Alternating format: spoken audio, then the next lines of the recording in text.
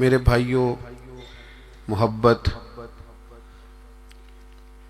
دل کی وابستگی، روح کا میلان، اس کو کہا جاتا ہے۔ دل انسانی جسم کا بادشاہ ہے۔ جو چیزیں دل میں پنپتی ہیں، جو خواہشات دل کے اندر قرار پکڑتی ہیں، سارا وجود وہی کرتا ہے۔ انسان کا پورا نظام اسی دل کی فرما برداری کرتا ہے۔ لیکن ہوتا یہ ہے کہ نہ چاہتے ہوئے بھی، سمجھ بوجھ رکھتے ہوئے بھی، چیزوں کے مضر اثرات سے آگاہی رکھتے ہوئے بھی بعضوں کا دل ایسی چیزوں کی طرف میلان کرتا ہے جو بڑی نقصان دہ ہوتی ہے۔ انسان کے وجود کا بھی، اس کی روح کا بھی، اس کے باطن کا بھی وہ چیزیں بہت زیادہ نقصان کرتی ہیں، لیکن انسان ان سے بعض اوقات نجات نہیں حاصل کر پاتا۔ مثلا سب کو پتہ ہوتا ہے کہ ہرس، لالچ، ہوس یہ کوئی اچھی چیز نہیں۔ اللہ تعالیٰ اگر ضروریات کا رزق عطا کر دے اور ضروریات پوری ہونے لگ جائیں تو بہت اچھا ہے، لیکن نہ چاہتے ہوئے بھی بعض لوگ مال کی ہرس میں، ہوس میں، لالچ میں مبتلا ہو جاتے ہیں۔ یہ محبت دن بدن بڑھتی چلی جاتی ہے۔ وہ خود اپنے آپ سے کئی دفعہ سوال کرتے ہیں کہ یا دل تو نے تو ایک دفعہ یہ کہا تھا کہ بس میری ضروریات پوری ہونے لگ جائیں، 2 وقت کی روٹی چلنے لگ جائے، بچوں کے اخراجات نکلنے لگ جائیں، سر چھپانے کو ایک مکان مل جائے تو کافی ہے، اب تو کدھر نکل گیا؟ بہت سارا اس سے بڑھ کر اللہ نے فضل کر دیا، خواہش سے بڑھ کر عطا کر دیا، لیکن کہیں ٹھہراؤ نہیں ہو پا رہا، دل روک نہیں رہا۔ روز مال کی محبت، مال کا لالچ بڑھتا چلا جاتا ہے۔ یہ اس قدر زیادہ نقصان کرتا ہے کہ نبی کریم صلی اللہ تعالی علیہ وسلم نے ارشاد فرمایا کہ دنیا کی محبت ہر گناہ کی جڑ ہے۔ یعنی لوگ سمجھتے ہیں کہ معمولی بات ہے کہ میرے دل میں مال کی محبت بیٹھ گئی ہے، لیکن یہ بڑا گہرا مرض ہے۔ بعض لوگ کہتے ہیں نا کہ یہ مرض آ جائے تو اس کی وجہ سے 70 مرض اور بھی لگ جاتے ہیں۔ تو یہ دنیا کی محبت وہ مرض ہے، مال کی محبت وہ بیماری ہے کہ جس کی وجہ سے سینکڑوں امراض پیدا ہوتے ہیں، حلال حرام کی تمیز اٹھ جاتی ہے، رشتوں کا تقدس پامال ہو جاتا ہے، بہن بھائیوں کے رشتوں میں دراڑ آ جاتی ہے۔ لوگ اس مال کی محبت میں مبتلا ہو کر خونی رشتوں تک کو بھول جاتے ہیں۔ تو اگر محبت کو صحیح رستہ نہ ملا، یہ محبت الہی اور محبت رسول صلی اللہ تعالی علیہ وسلم کے خوبصورت عنوانات کی عادی نہ ہوئی، تو پھر یاد رکھیے گا کہ مال کی محبت تو پورے طور پر اجاڑ دے گی، اندر کو تباہ کر دے گی۔ ایک دوسری محبت بڑا نقصان کرتی ہے، وہ ہے شہرت کی محبت۔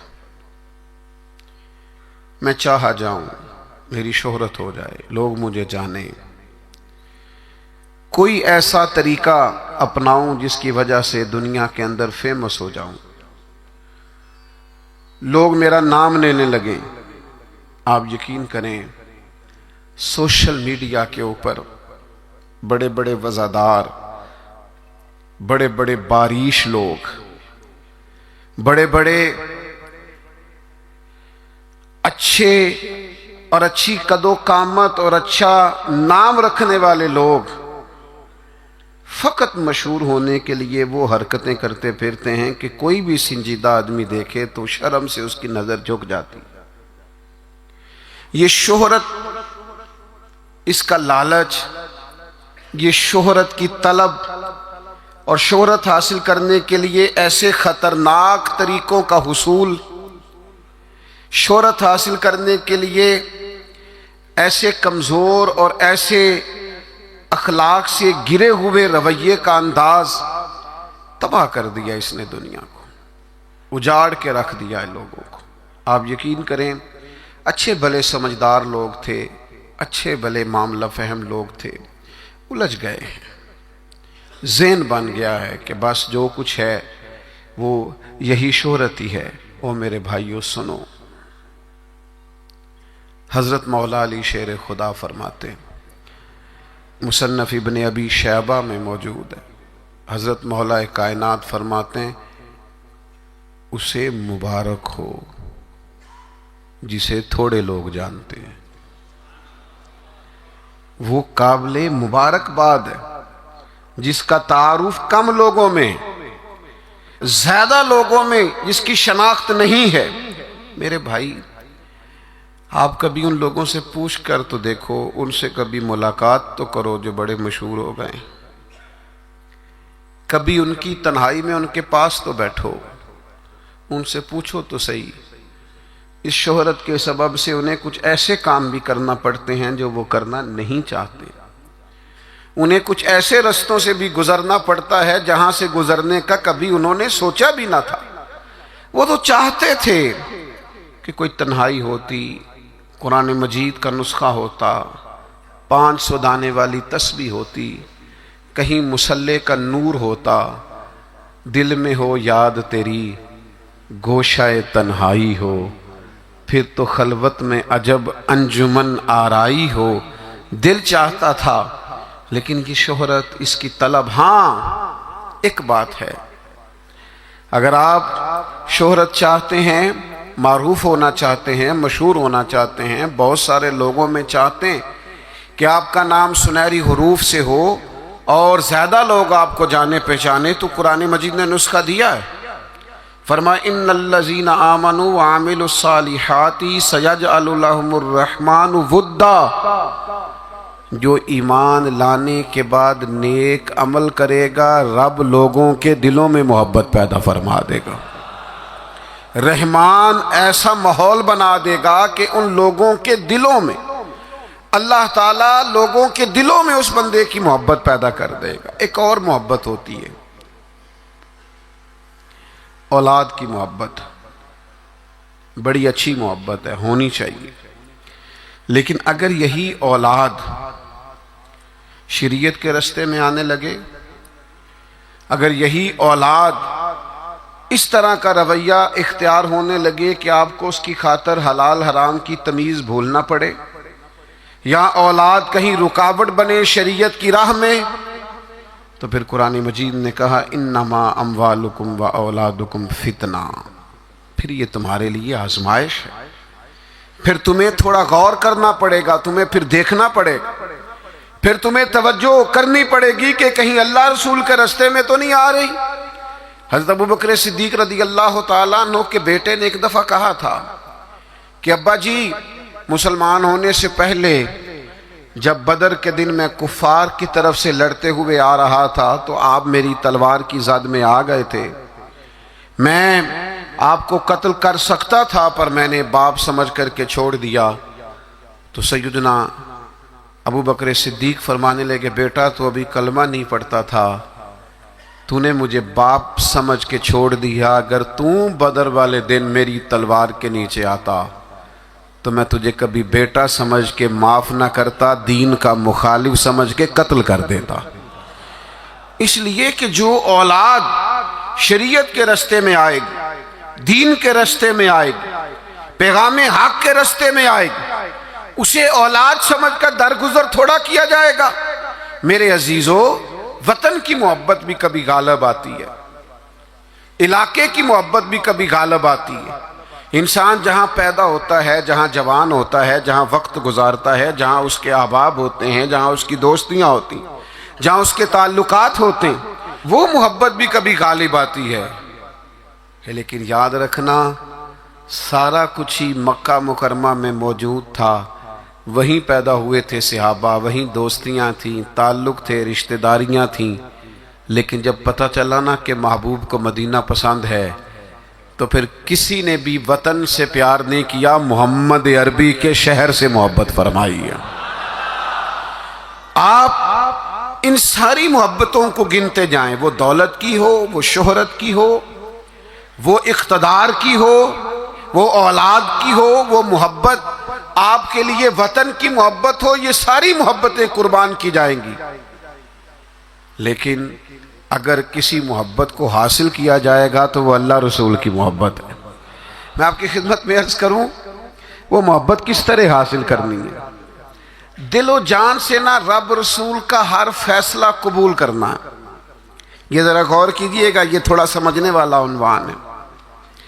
آپ اپنی قلب سے، روح سے، دل سے پوچھیں کہ مجھے پیار ہے نبی پاک سے۔ داتا صاحب نے ایک مقام پہ لکھا ہے جس سے محبت ہو اس پر غصہ نہیں آتا، جس سے محبت ہو اس کی طرف سفر کریں تو رستہ مشکل نہیں لگتا۔ جس سے محبت ہو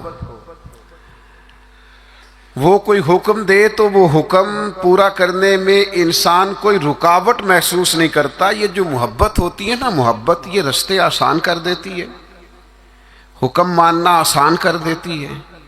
محبوب کچھ بھی کہہ دے، کسی وقت بھی کہہ دے، کسی رنگ میں بھی کہہ دے، کسی حال میں بھی کہہ دے۔ تو محبت ایک ایسی چیز ہے جو انسان کو اتنا خوبصورت بنا دیتی ہے کہ کمال ہو جاتا ہے۔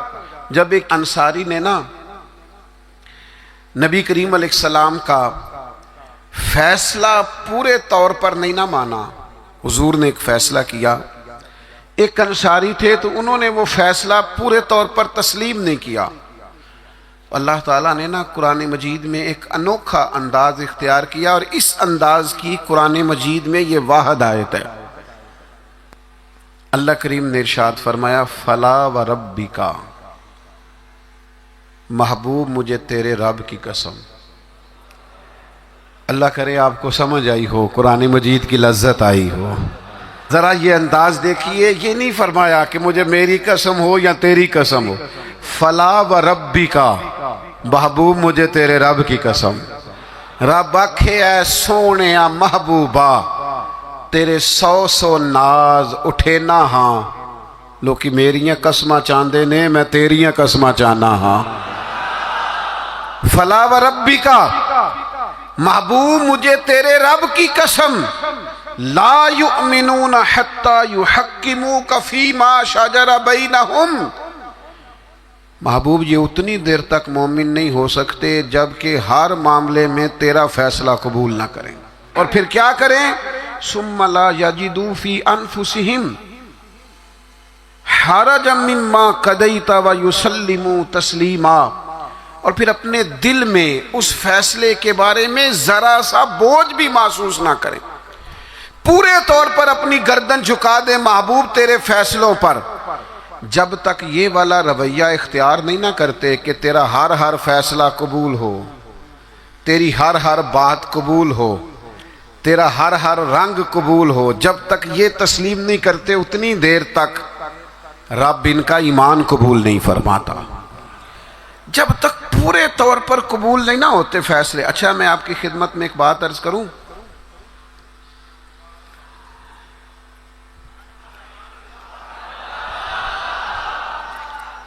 مسلمان دل و جان سے چاہتے ہیں کہ ہم نبی پاک کی غلامی کریں،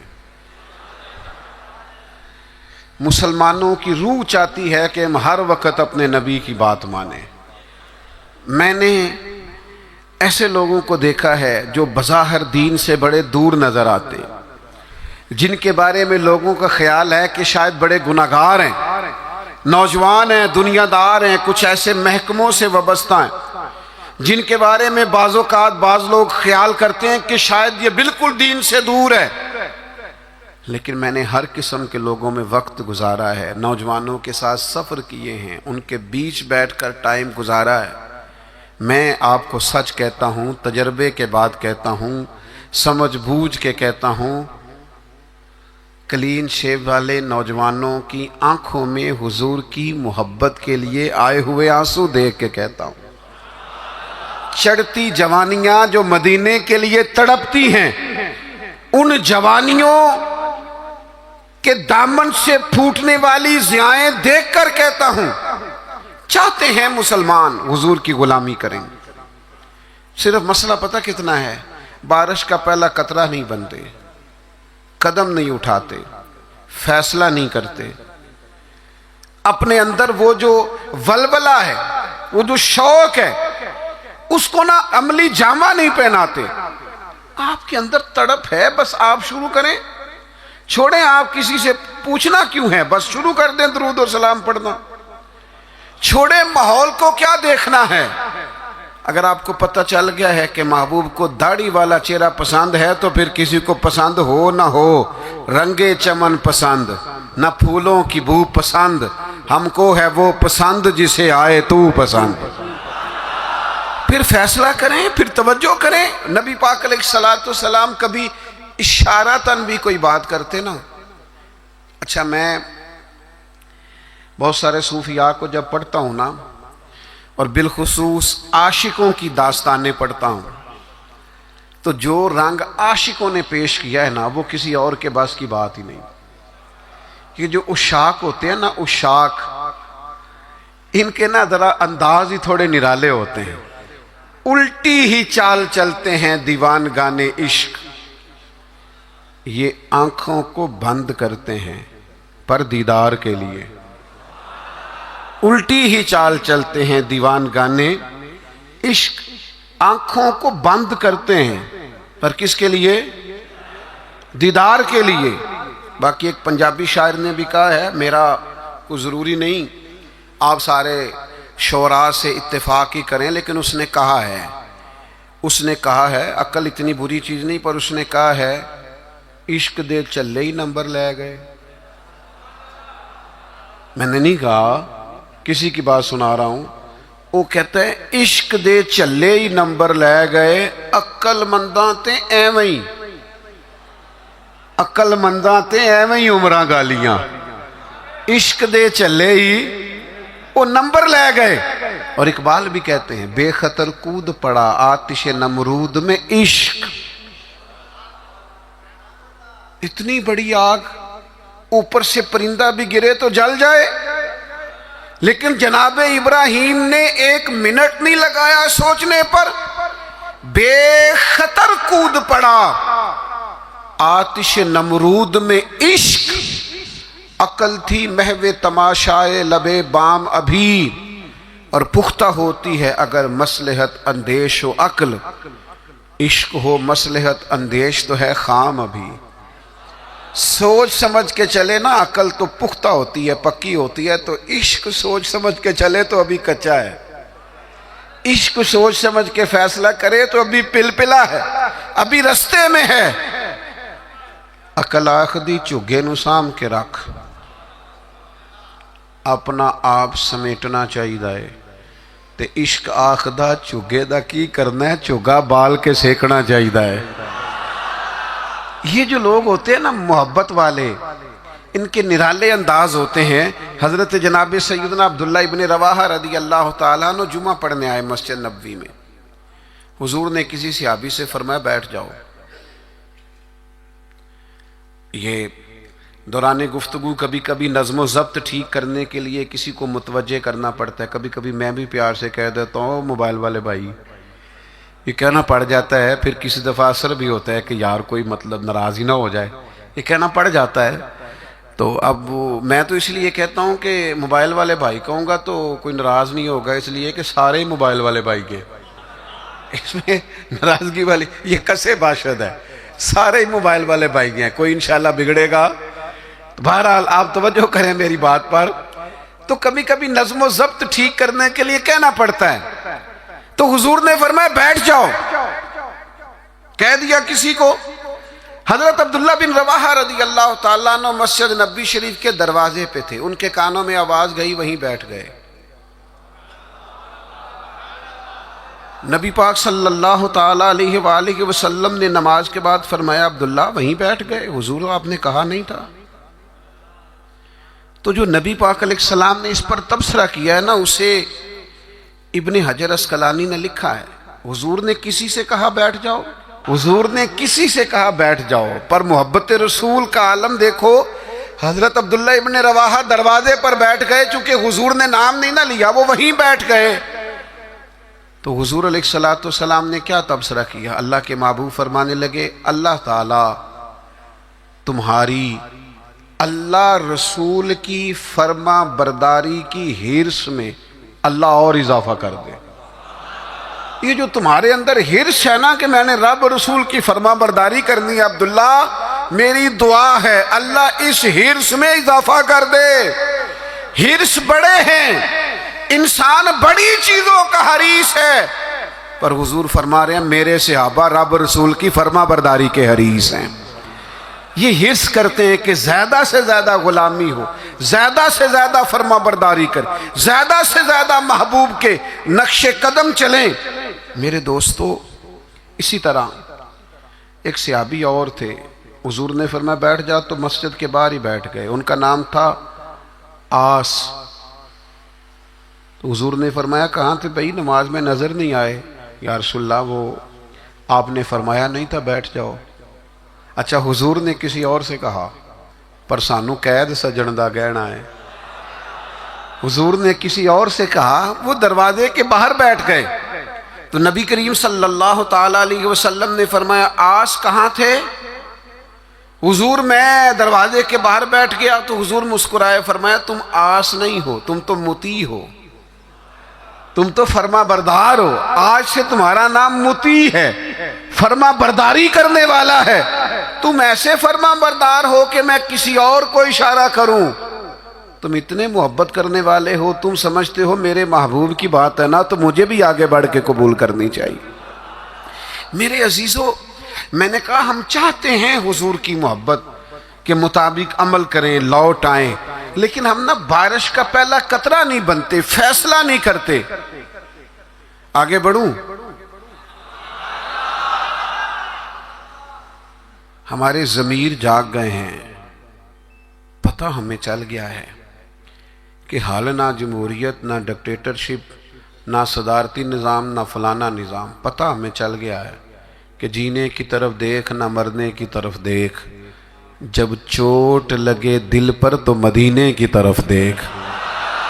پتہ ہمیں چل گیا ہے کہ نجات حضور کے قدموں میں ہے۔ سمجھ ہمیں آ گئی ہے کہ نجات نبی پاک کے قدموں میں ہے، لیکن ہم پتہ کیا کرتے ہیں، ہم نہ وہیں الجھے رہتے ہیں، بات کو سمجھتے نہیں، آگے بڑھتے نہیں۔ ضمیر جاگ گیا ہے، فیصلہ نہیں کرتے، چلو پورے ملک میں تو دین نافذ ہوگا، انشاءاللہ ہوگا۔ اپنے 6 فٹ کے قد پہ نہ نافذ کریں، اپنے گھر پہ نہ نافذ کریں، اپنے دفتر پہ نہ نافذ کریں، اپنے ادارے میں نہ نافذ کریں، اپنے یاروں میں نہ نافذ کریں۔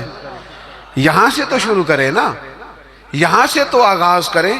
آپ یقین کریں، 5 دوست اگر آپ کہیں اکٹھے ہیں نا، 5 دوست، تو ایک دوست شروع کر دے جب بھی ملاقات ہو نبی کریم کی کوئی حدیث بیان کرے۔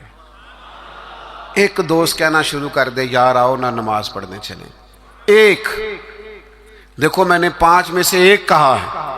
ایک کہنا شروع کر دے یار بس آپ جھوٹ نہیں بولنا یار، بس بڑا ہو گیا۔ ایک صرف ان میں سے پیغام دے کہ نہیں یار دھوکہ دہی نہیں کرنی۔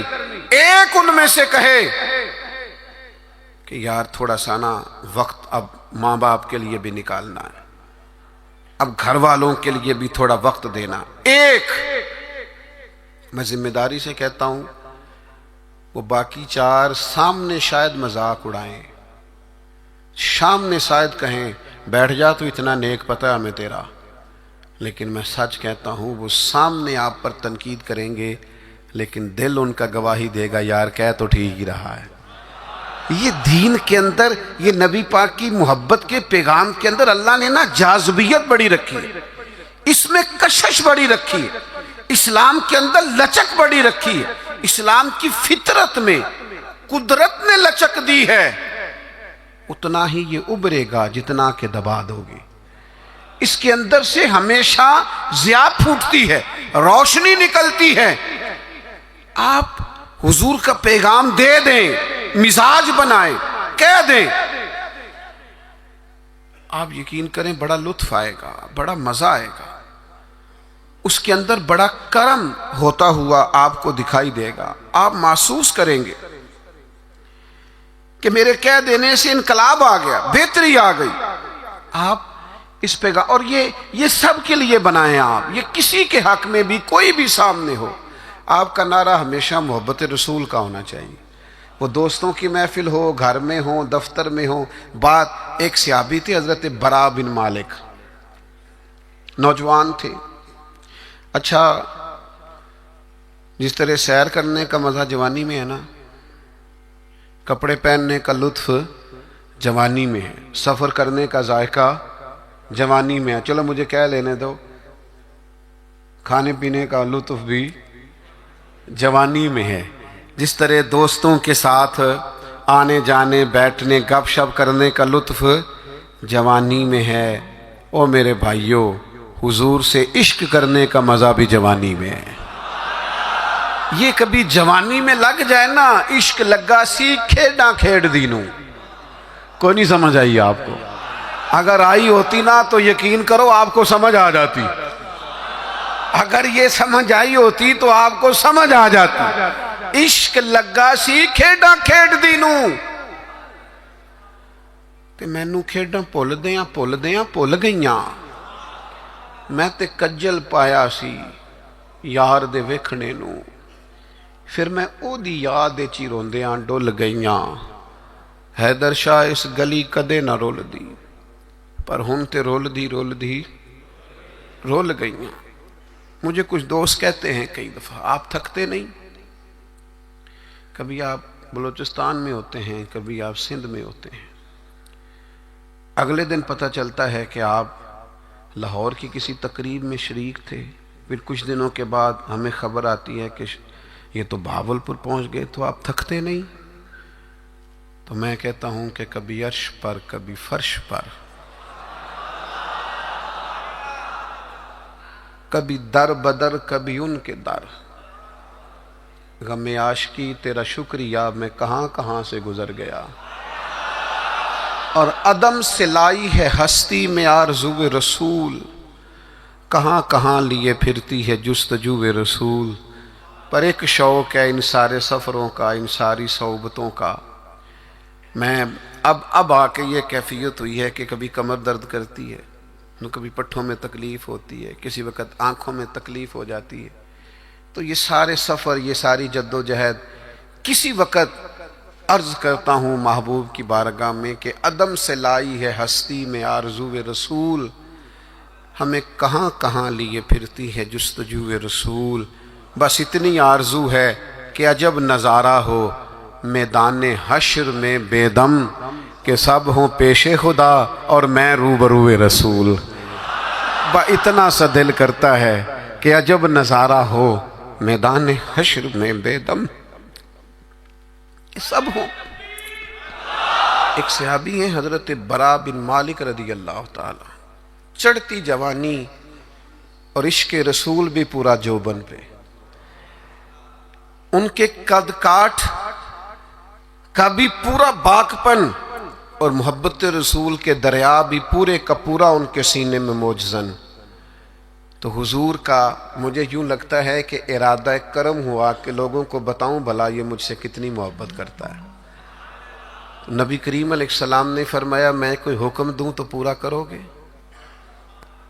بڑے خوش قسمت تھے جو حضور کے سامنے نبی پاک سے حکم لیتے تھے.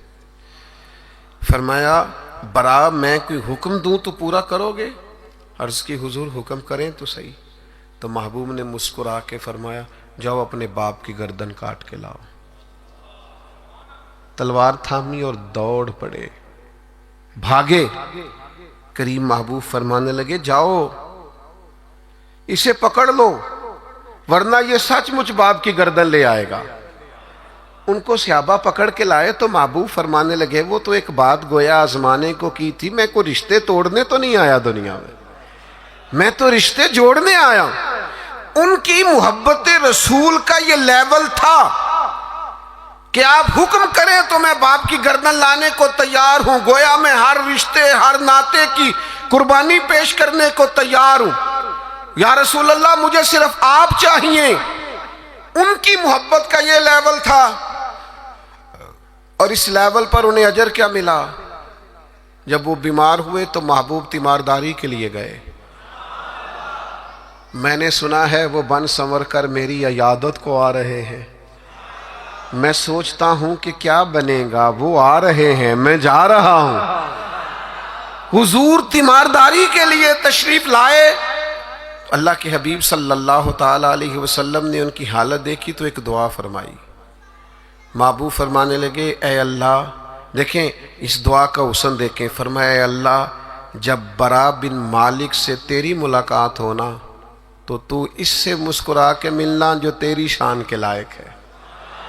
اے اللہ تو اس سے مسکرا کے ملنا اور یہ تجھ سے مسکرا کے ملے۔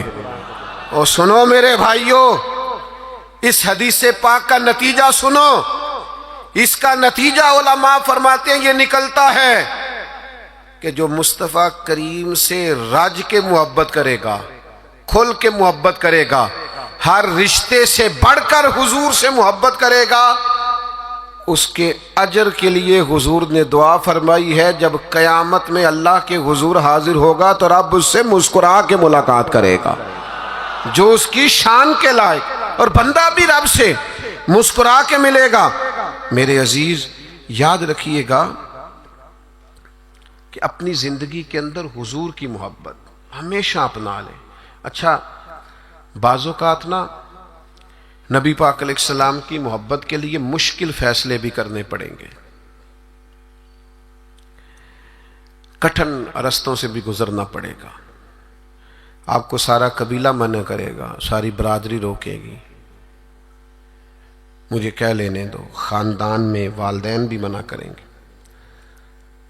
آپ کو محبت رسول کے رستے پر چلنا ہے تو بہت سارے احباب بھی آپ کو کہیں گے او یار دنیا کا بھی ماحول سمجھنا پڑتا ہے، حالات دیکھو بدل گئے۔ معاذ اللہ کچھ لوگ یہ بھی کہتے ہیں وہ زمانہ اور تھا یہ زمانہ اور ہے۔ لوگ آپ کو بڑی آراء پیش کریں گے، بڑا بڑا رنگ پیش کریں گے، لیکن اگر آپ اس کو سمجھ جائیں، اس پر غور کر جائیں کہ ہمیشہ برکت رسول اللہ کی بات ماننے میں صلی اللہ تعالی علیہ وسلم، اور میرے نبی پاک صلی اللہ تعالی علیہ وسلم کی غلامی اور محبت میں کبھی نقصان نہیں ہوتا۔ ایک حضور کے صحابی تھے حضرت جلابیب رضی اللہ تعالیٰ عنہ، صحیح مسلم شریف میں ان کا تذکرہ موجود ہے۔ حضرت جلابیب رضی اللہ تعالیٰ عنہ کا رنگ زیادہ گورا نہیں تھا، خوبصورت آدمی نہیں تھے، قد بھی بہت اونچا نہیں تھا، یعنی یوں سمجھ لیے کہ قد بھی تھوڑا سا اس طرح کا تھا، رنگ و روپ بھی اس طرح کا تھا، حالات کچھ اور ہی تھے۔ ان کی شادی نہیں ہوتی تھی۔ اللہ کے رسول صلی اللہ تعالی علیہ وسلم نے فرمایا جاؤ فلاں قبیلے میں جا کے ان لوگوں سے کہو اپنی بیٹی کا نکاح تیرے ساتھ کر دیں۔ وہ چلے گئے، ان لوگوں سے جا کے کہا، لیکن ان لوگوں نے جب حضرت جلابیب رضی اللہ تعالیٰ عنہ کا نام سنا نا، یہ وہی جلابیب ہیں جن کے بارے میں نبی پاک نے فرمایا یہ مجھ سے ہے اور میں اس سے ہوں۔ لوگوں نے جب آپ کا نام سنا تو ظاہر ہے بیٹی والے بڑا سوچا کرتے ہیں، ان کو غور کرنے کا پورا حق حاصل ہوتا ہے۔ انہوں نے کہا حضرت جلابیب نہ تو قد کاٹ ہے، نہ رنگ روپ ہے، نہ پاس کوئی پیسہ ہے، تو یہ کس طرح بات آگے چلے گی، کس طرح معاملہ بہتر ہوگا؟ انہوں نے تھوڑی لیت و لالا کی بات کرنے میں، سمجھنے میں تھوڑا وقت لیا۔ وہ جس بیٹی کے لیے پیغام نکاح لے کے گئے تھے وہ پردے کے پیچھے سے بولی، کہنے لگی آپ مجھے حضور کے حوالے کریں۔ فیصلہ اگرچہ مشکل ہے، رستہ اگرچہ کٹھن ہے، پر چونکہ نبی کریم نے فرمایا ہے لہذا آپ مجھے حضور کے حوالے کریں۔ اس خاتون کا نکاح اللہ کے محبوب کے حکم پر حضرت جلابیب سے ہو گیا۔ 2 دعائیں میرے نبی پاک نے دی۔ جب شادی ہو رہی ہے تو خاوند نہ زیادہ خوبصورت ہے، نہ مالدار ہے، نہ خوبصورت قد کاٹ ہے، 2 دعائیں اللہ کے محبوب صلی اللہ تعالی علیہ وسلم نے دی۔ کہا اے اللہ اس کے لیے ہر قسم کی خیر مقدر فرما اور اسے زندگی کی ہر تکلیف سے محفوظ فرما۔ کل تک وہ غریب تھی، فیصلہ کیا محبت رسول میں۔ فیصلہ مشکل ہوتا ہے لیکن کرنے کے بعد پتہ چلتا ہے جب تک بکے نہ تھے کوئی پوچھتا نہ تھا، تو نے خرید کر ہمیں انمول کر دیا۔ اور میں نے بڑا پہلے ایک شخص سے کہا تھا ایک امیدوار تھے اسمبلی کے، تو مجھ سے ملے تو مجھے کہنے لگے آپ تو توجہ ہی نہیں کر رہے، لوگ ہمیں بھی بڑے ووٹ دیتے ہیں۔ میں نے کہا آپ کو ووٹ دیتے ہیں، ہمیں تو جان دیتے ہیں۔ آپ کا ہمارا بڑا فرق ہے، تو آپ جو بات کر رہے ہیں وہ ٹھیک ہوگی، لیکن جب تک بکے نہ تھے کوئی پوچھتا نہ تھا، تو نے خرید کر ہمیں انمول کر دیا۔ نبی پاک نے دعا دی، اے اللہ خیر مقدر کرنا، ہر تکلیف سے محفوظ رکھنا۔ صحابہ فرماتے ہیں پھر اسی خاتون کو ہم نے دیکھا، نہ مدینے میں انصار میں اس سے زیادہ کوئی مالدار خاتون تھی اور نہ اس سے زیادہ خرچ کرنے والی کوئی خاتون تھی۔ آپ کو محبت رسول میں وقتی فیصلہ کرنا مشکل لگے گا، لیکن یاد رکھنا میرے بھائی، پھر محبت رسول بعد میں جو انسان کے لیے وسعتیں پیدا کرتی ہے نا، اپنے لب و لہجے میں کہوں، پھر حضور سے پیار کرنے والوں کی جو موجیں لگتی ہیں نا، پھر جو کرم ہوتا ہے نا، خدا جانے بلندی ہے کہ پستی پر جہاں میں ہوں وہاں کوئی نہیں ہے، پھر وہ جو نتیجہ نکلتا ہے وہ بڑا شاندار ہے۔ اگرچہ وقتی طور پر کچھ چیزیں مشکل محسوس ہوتی ہیں، لیکن پھر کرم ہو جاتا ہے۔ ایک صحابیہ تھی حضرت فاطمہ بنت قیس، ان کے لیے بھی مشکل تھا نکاح کا فیصلہ کرنا، لیکن ان کو پتہ چلا نا کہ نبی پاک کی خواہش ہے کہ میں اسامہ بن زید سے نکاح کر لوں، تو انہوں نے فوراً جناب اسامہ بن زید سے نکاح کر لیا۔ حضور کی خواہش کو پیش نظر رکھا۔ دو تین چیزیں ہمیں سمجھنی ہیں، بس بات سمیٹنے لگا ہوں۔ ایک تو جہاں جہاں نبی پاک نے حد بندی کی ہے نا، اس حد بندی کو کبھی نہیں توڑنا۔ جو حدود، جو دائرے، جو قوانین نبی کریم نے بیان فرما دیے ہیں، ان سے کبھی تجاوز نہیں کرنا۔ دیکھو سونے کی انگوٹھی حضور نے مرد کو حرام قرار دی، سارا زمانہ بھی کہے تو یہ ہاتھ پر پہننی نہیں چاہیے۔ کچھ چیزیں ہیں جن میں حضور نے نا حد بندی کر دی۔ پیتل تانبا مرد کے لیے نہیں جائز، نہ پہنے آپ، ریشم کا لباس نہ پہنے۔ جہاں حضور نے تعین کر دیا حدود کا، آپ کوئی اتنا مشکل مسئلہ نہیں ہے۔ آپ اس پہ، ایک صحابیہ تھیں، ان کا سگا بھائی انتقال کر گیا، تو نبی پاک علیہ السلام نے حکم دیا ہے کہ کسی کا بھی سوگ 3 دن سے زیادہ نہیں کرنا، سوائے اس عورت کے لیے جس کا خامد چلا جائے وہ عدت پوری کرے۔ تو صحابیہ 3 دن کے بعد اٹھیں، خوشبو لگائی، دھلے ہوئے کپڑے پہنے، وقتی طور پر اس وقت جو مروج زینت تھی وہ زینت اختیار کی، اور پھر کہنے لگی مجھے اس زینت کی ضرورت نہیں تھی، پر چونکہ نبی پاک نے فرمایا 3 دن سے زیادہ سوگ نہیں کرنا، لہٰذا میں اٹھ کے اس لیے کپڑے بدلے ہیں کہ میں کسی اور کی طرف نہیں دیکھنا چاہتی، مدینے والے محبوب کی شریعت کی طرف دیکھنا چاہتی ہوں۔ جو حدود نبی پاک صلی اللہ علیہ وسلم نے ہمارے لیے مقرر فرمائی ہیں، ان سے کبھی بھی ہم نے تجاوز نہیں کرنا۔ دوسری بات یہ ہے کہ محبت رسول کا ہم سے تقاضا یہ ہے کہ جب رب رسول کو راضی کرنا ہو نا، پھر اپنی ذات نہیں دیکھنی، میرا قد بہت بڑا ہے تو فلاں سے معافی مانگوں، میں اتنا بڑا آدمی ہوں تو اب میں جھک جاؤں، مجھے اتنے لوگ جانتے ہیں تو اب میں جناب تھوڑا سا اپنی گردن کو جھکاؤں۔ میں عاشق رسول میں نہیں ہوتی۔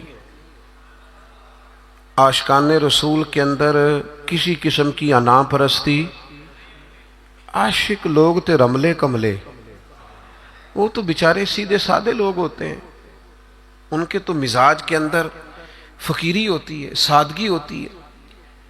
حضرت خالد بن ولید فرماتے ہیں میرا اور جناب عمار ابن یاسر کا رضی اللہ تعالی عنہما، دونوں صحابہ جلیل القدر ہیں، عظیم مرتبے والے، جناب خالد بن ولید فرماتے ہیں کسی بات میں حضرت عمار ابن یاسر سے شکر رنجی ہو گئی، تو جناب عمار ابن یاسر حضور کی بارگاہ میں پہنچے، میں بھی پہنچا۔ فرماتے ہیں دونوں کی بات سن کے بس حضور نے اتنا کہا، کوئی فیصلہ نہیں فرمایا کہ اس میں غلطی پر کون ہے، حق پر کون۔ نبی کریم صلی اللہ علیہ وسلم نے بس اتنا فرمایا، یاد رکھنا جس نے عمار ابن یاسر کو ناراض کیا اس نے اللہ رسول کو ناراض کیا۔ بھائی اتنی بات حضور نے کر دی۔ حضرت خالد بن ولید سپہ سالار آدمی تھے، بڑے قبیلے کے تھے، بڑا قد کاٹ تھا، بڑا نام تھا، بڑی بلے بلے تھی، سیف اللہ ہے. لیکن آپ فرماتے ہیں چونکہ حضور نے فرمایا عمار ابن یاسر کو راضی کرو گے تو اللہ رسول راضی ہوں گے، فرمایا میں ان کے پیچھے پیچھے پھرنے لگا. میرے لیے ان کی رضا سے بڑھ کر کوئی اور رضا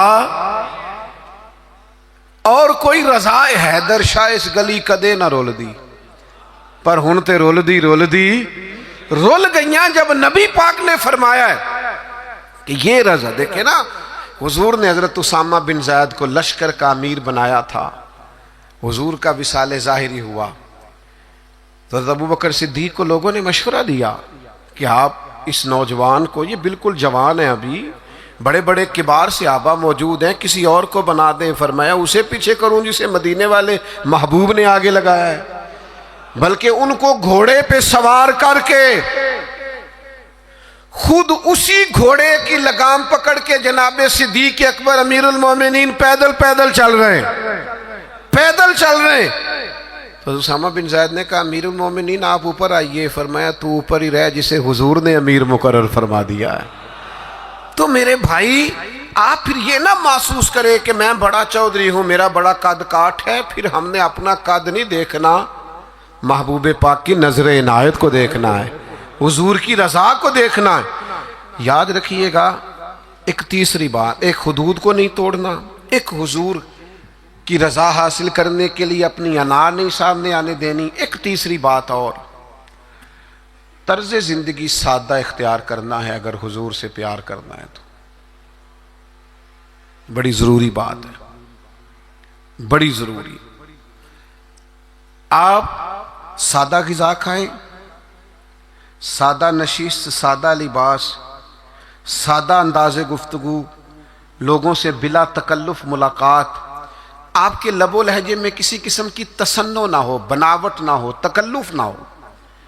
آپ اگر حضور کے غلام ہیں، نبی پاک سے محبت کرتے ہیں، تو پھر آپ کوئی کسی قسم کا اپنے لیے پروٹوکول نہ چاہیں.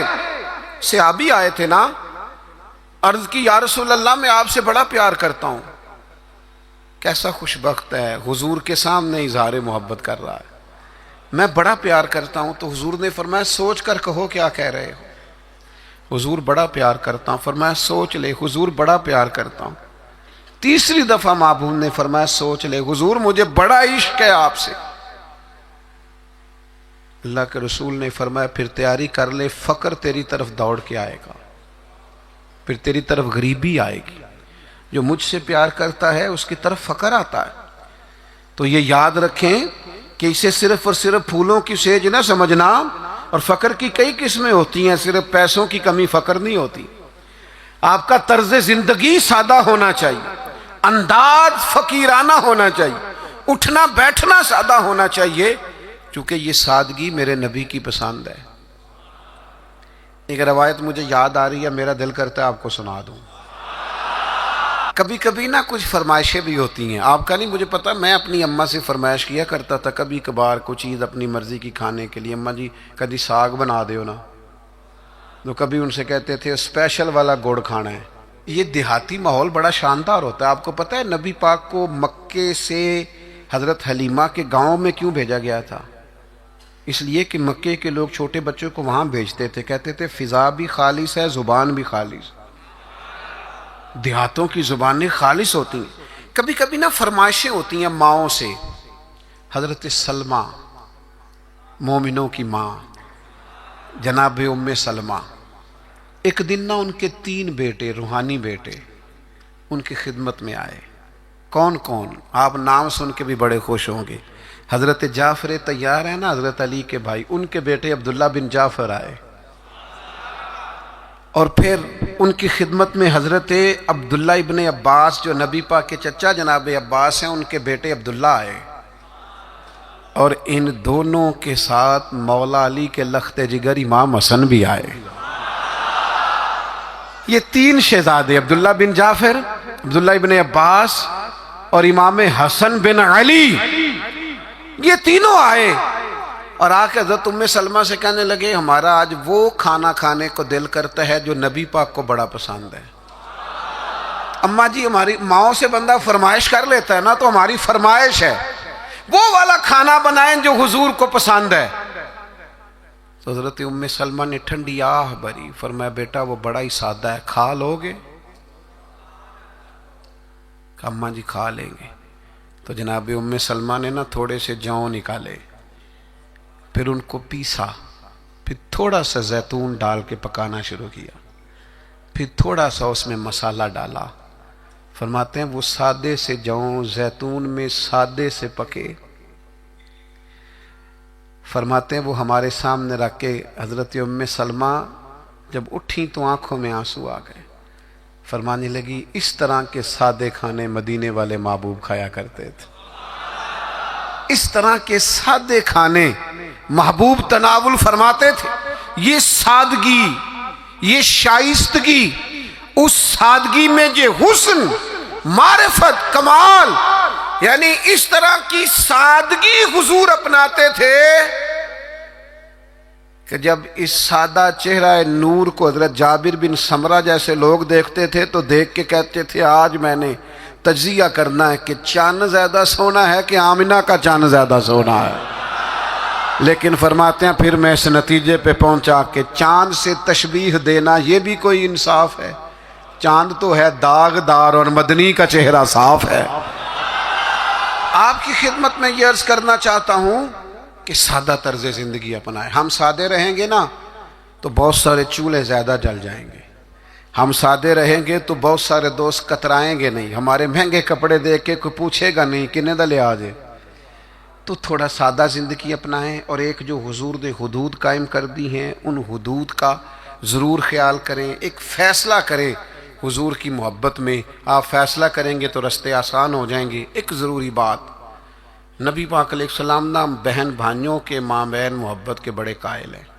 یعنی جو مومنوں کا رشتہ ہے نا آپس میں، اسے بھی حضور نے فرمایا مومن بھائی بھائی ہے. حضور قائل ہیں بہن بھائیوں کے ساتھ جو تعلق ہے آپ بڑا زبردست کر کے اور ذمہ داری سے میاں بیوی کے رشتے کو نبھائیں. ماں باپ کا رشتہ بہت نازک ہے، اسے نبھائیں. لیکن بہن بھائیوں کو بھی اللہ نے ایک لڑی میں پرویا ہوتا ہے. ایک بھائی بیٹھا رہتا تھا حضور کی خدمت میں، دوسرے بھائیوں نے آ کے شکایت کی یا رسول اللہ ہمیں ساری محنت کرنی پڑتی ہے. اللہ کے حبیب فرمانے لگے تمہیں جو رزق ملتا ہے وہ بھی اس کی برکت سے ملتا ہے. تو بہن بھائیوں کے معاملے میں تھوڑا اپنے آپ کو، جب حضرت شیمہ جناب حلیمہ سعدیہ کی بیٹی آئی ہیں تو نبی کریم نے فرمایا میری بہن آئی ہے. حالانکہ وہ رضائی بہن تھی، اور اس بہن نے جب سفارش کی کہ یا رسول اللہ صلی اللہ علیہ وسلم میرے سارے قبیلے کو چھوڑ دیں، اگرچہ اس قبیلے کو بڑی مشکل سے فتح کیا گیا تھا، حضور نے کسی سے مشورہ ہی نہیں کیا. فرمایا بہن نے کہا ہے لہذا سارے ہی آزاد ہیں. تو اس رشتے میں مجھے خاص سوال کیا گیا تھا، اس لیے میں نے عرض کر دیا. اللہ ہماری حاضری کو قبول فرمائے.